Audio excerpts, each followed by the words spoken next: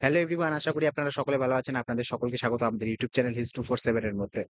তো audio video হয়তো clear রয়েছে। ওকে। তো চলো আজকে শুরু করা যাক। আজকে আমরা যে বিষয়টি নিয়ে আলোচনা করব সেটা শোনার পরে আপনি বলবেন, "ওয়াহ! মজা আয়া।" না?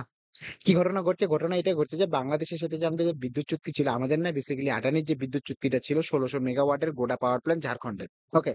সেটা এখন ক্যানসেলের দিকে যাচ্ছে। ওকে? বাংলাদেশ এখন বর্তমানে বিদ্যুতের সরবরাহ নিয়ে চিন্তায় পড়ে গিয়েছে।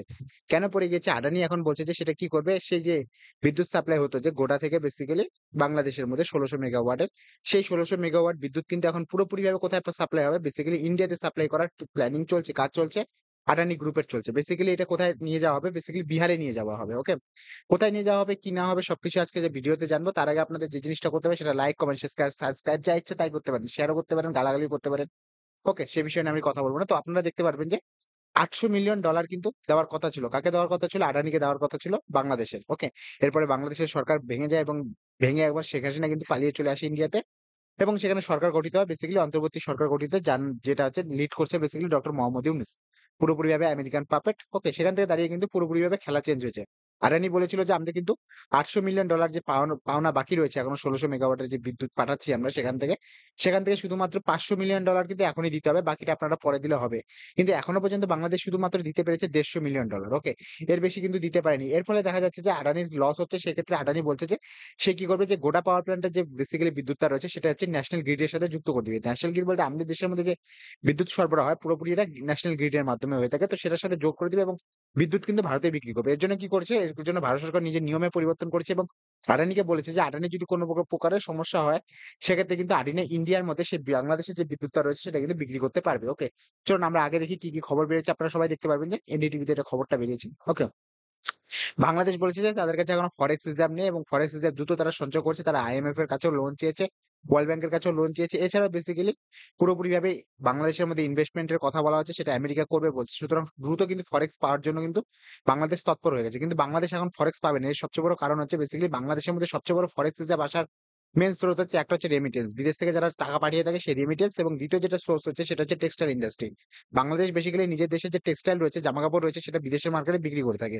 সেখান থেকে তারা কিন্তু ফরেক্স পেয়ে থাকে। তো সে যেহেতু যে বড়, বড় যে গার্মেন্টস কোম্পানি গুলো রয়েছে, টেক্সটাইল ইন্ডাস্ট্রি গুলো রয়েছে সেগুলো কিন্তু ইন্ডিয়াতে চেঞ্জ হচ্ছে। ইন্ডিয়ার মধ্যে আসছে এবং বড়, বড় কোম্পানি কিন্তু ইন্ডিয়াতে পদার্পণ করছে। সেক্ষেত্রে রেমন্ডস থেকে শুরু করে বিভিন্ন যে যত বড় গ্রুপ গুলো রয়েছে, আরভিন্দ কোম্পানি যে রয়েছে সবাই কিন্তু ইন্ডিয়াতে চলে আসছে। এখন যে জিনিসটা লক্ষ্য করা যাচ্ছে যে বাংলাদেশে কিন্তু ডলারের শর্টেজ রয়েছে। এজন্য কিন্তু বাংলাদেশ কাউকে লোন দিতে পারছে না। লোন বলছি যে লোনের যে সুদ রয়েছে সেটা দিতে পারছে না। এর জন্য কার কাছ থেকে লোন পাবে? বেসিক্যালি লোনের সুদ পাওয়ার কথা বেসিক্যালি বাংলাদেশের থেকে, সেটা হচ্ছে ইন্ডিয়া পাবে। আদানি গ্রুপ পাবে এবং ইন্ডিয়ার অনেকগুলো কোম্পানি যারা হচ্ছে বেসিক্যালি বাংলাদেশকে বিদ্যুৎ বিক্রি করে থাকে। এছাড়াও যেটা রয়েছে সেটা রয়েছে বেসিক্যালি রাশিয়া পেয়ে থাকবে এবং অন্যান্য দেশ যে রয়েছে তাদের কাছ থেকে যারা লোন নিয়েছে সেই লোন কিন্তু ফেরত দিতে হবে। ওকে? আবার দেখতে পারবেন যে জিনিসটা সবচেয়ে বেশি সমস্যা হচ্ছে সেটা হচ্ছে আদানি পাওয়ার প্ল্যান্ট কিনে। পাওয়ার প্ল্যান্ট এ বলছে যে এখন যে জিনিসটা লক্ষ্য করা যাচ্ছে, আদানি যদি বাংলাদেশের রুটের মধ্যে হচ্ছে বিদ্যুৎ না পাঠিয়ে যদি ইন্ডিয়ার মধ্যে নিয়ে আসার চেষ্টা করে, সেক্ষেত্রে পার কিলোমিটার বিদ্যুৎ সাপ্লাই করতে কিন্তু খরচা পড়বে বেসিক্যালি ৳১.৫৬ কোটি করে। মানে ১ কিলোমিটার যদি সেই গ্রিড বাড়াতে হয় বেসিক্যালি ইন্ডিয়ান মার্কেটে যদি এটাকে ঢুকাতে হয় বেসিক্যালি, সে জায়গা থেকে দাঁড়িয়ে কিন্তু আদানির খরচা পড়বে পার কিলোমিটারে ৳১.৫৬ কোটি করে। ওকে? পুরোপুরি ২৫০-৩০০ কোটি টাকার কাছাকাছি, ২৫০-৩০০ কোটি টাকার কাছাকাছি খরচা রয়েছে। ফলে কিন্তু ইন্ডিয়াতে আসতে পারবে। এর জন্য বলছে যে আদানি গ্রুপ বলছে যে আমাদের যদি খরচা বেশি হয় সেক্ষেত্রে কিন্তু আমরা কি করব? বিদ্যুৎ কিন্তু ইন্ডিয়াতে বিক্রি করব। এর জন্য বিক্রি করব কারণ ইন্ডিয়াতে সরকার স্টেবল রয়েছে এবং বাংলাদেশের সরকারের মধ্যে কিন্তু অত প্যাচপ্যাচিয়ে নেই। ওকে? যেখানে বাংলাদেশে দেখতে পাচ্ছি যে এক সরকার এটা বলছে, অন্য সরকার এটা বলছে। কারণ আমরা দেখতে পেরেছিলাম যে যখনই ডক্টর মোহাম্মদ ইউনূসের যে অন্তর্বর্তী সরকার রয়েছে সেটা যখন বাংলাদেশে যুক্ত হয় সেক্ষেত্রে তারা বলেছিল যে শেখ হাসিনা ইন্ডিয়ার সাথে যেসব চুক্তিগুলো করেছে সেই চুক্তিগুলো তারা পর্যবেক্ষণ করবে এবং পর্যবেক্ষণ করে তার সঠিক মূল্যায়ন করবে। সুতরাং এটাই বোঝা যাচ্ছে যে আদানির সাথে যে চুক্তি হয়েছিল সেটা কিন্তু তারা চেক করবে। অর্থাৎ হচ্ছে আদানির সাথে যে ২০১৭ সালে যে চুক্তিটা হয়েছিল সেটা চেক করার পরেই কিন্তু বাংলাদেশের যে অন্তর্বর্তী সরকার রয়েছে তারা যেকোনো পরিমাণে ফেসলা কিংবা যেকোনো পরিমাণে পদক্ষেপ নেওয়ার চেষ্টা করবে। ঠিক আছে? সে বিষয় থেকে দেখা করে আদানি হয়তো চেঞ্জ করছে। বেসিক্যালি এটা বলা হচ্ছে যে গোটা থেকে এটা লাখীসরাই, ওকে? বেগুসরাইয়ের পরে একটা জায়গা রয়েছে সেটা হচ্ছে লাখীসরাই, সেই লাখীসরাইতে আসবে। ওকে? ১ম এ বলা হচ্ছিল সেটা হচ্ছে একটা অন্য জায়গা পর্যন্ত নিয়ে যাওয়া হবে। কিন্তু সিটিইউআইএল যে রয়েছে, সিটিইউআইএল বেসিক্যালি এটা একটা অর্গানাইজেশন বা কোম্পানি বলতে পারেন, যেটা আমাদের দেশের মধ্যে প্রত্যেকটা জায়গায় যে ন্যাশনাল গ্রিড রয়েছে, ন্যাশনাল গ্রিডের যে সবকিছু দেখাশোনা কাজ কিন্তু কার কাছে রয়েছে? সিটিইউআইএল এর কাছে। ওকে? তারা এখন কি বলছে? তারা এখন বলছে যে, "না, পুরোপুরিভাবে আমি দেখিয়ে দিব আপনাদেরকে বেসিক্যালি কোথায় নিয়ে যাওয়ার চেষ্টা ছিল।" এখন হচ্ছে লাঠিসরাই পর্যন্ত নিয়ে যাওয়া হবে। আপনারা দেখতে পারবেন এই যে এইসব জিনিসগুলো। ওকে? আপনাদেরকে দেখিয়ে দিচ্ছি। ওকে? প্রথম কথা কি ছিল যে ঝাড়খণ্ড থেকে কোথায় যাবে? বাংলাদেশে যাবে। ওকে, বিদ্যুৎ ১৬০০ মেগাওয়াটের বিদ্যুৎ যাবে। তার জন্য পুরোপুরিভাবে এখন বলা হচ্ছে যে সেটা বিহারের লাক্ষীসরাই পর্যন্ত নিয়ে যাওয়া হবে। ওকে? লাক্ষীসরাই। তেমন আরেকটা ফটো রয়েছে, সেই ফটোটা আমি আপনাদের দেখিয়ে দিচ্ছি। হয়তো এখানেই রয়েছে।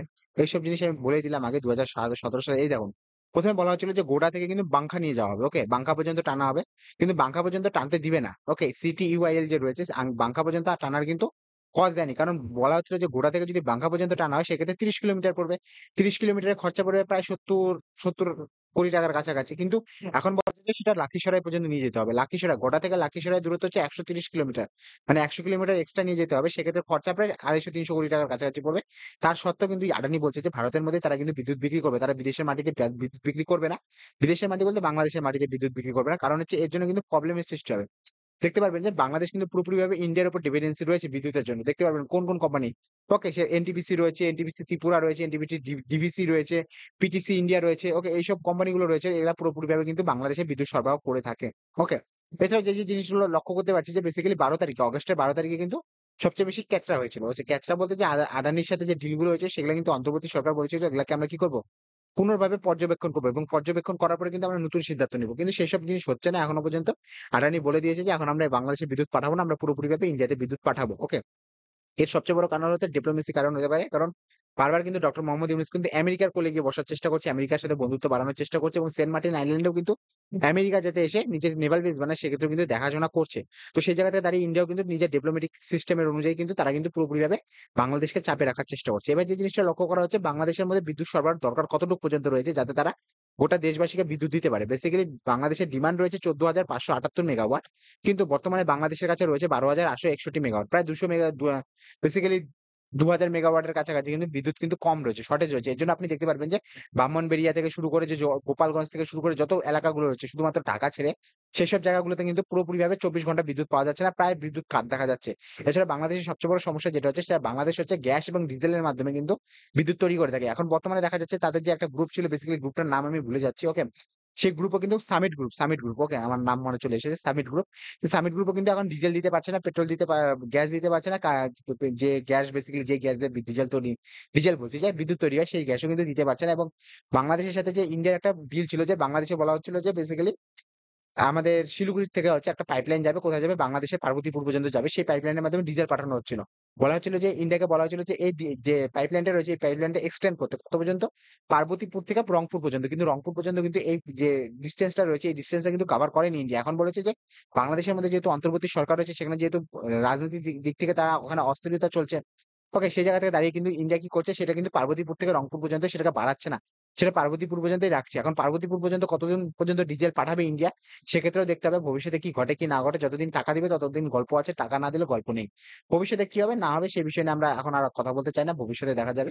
একটা জিনিস আপনারা এটাই করতে পারেন যে আমাদের চ্যানেলটা লাইক করতে পারেন, সাবস্ক্রাইব করতে পারেন। দেখা হবে আপনাদের সাথে অন্য একটা ভিডিওতে। আপনারা সুস্থ থাকবেন, সবল থাকবেন, ভালো থাকবেন।